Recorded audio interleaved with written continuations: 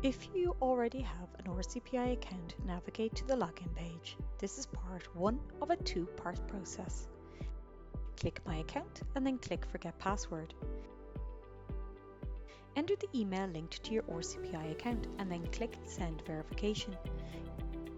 You will receive a verification code to your email. Enter this and press Verify Code. And once the Continue button populates, click it. Next, you will be asked to enter a new password, then type it again to confirm and click Continue. You will now be logged into your RCPI account. Click Edit Profile. You will be brought back to the original landing page. You must now proceed with the second and final part of the process. This time, enter your email and the new password you created and click Sign In.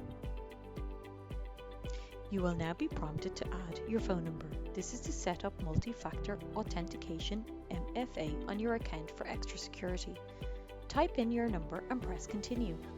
On the next page, click Send Code for a one-time numerical code to be sent to your mobile phone. Once you receive this code via text message, input it and select Verify Code. Here you can input the personal information required. Select the options that apply to you, agree to the terms and conditions and press Continue. You are now logged into your RCPI account. All your personal data can be found here in the Digital Hub. You can view your registered RCPI ID, edit or update your details and view the digital services.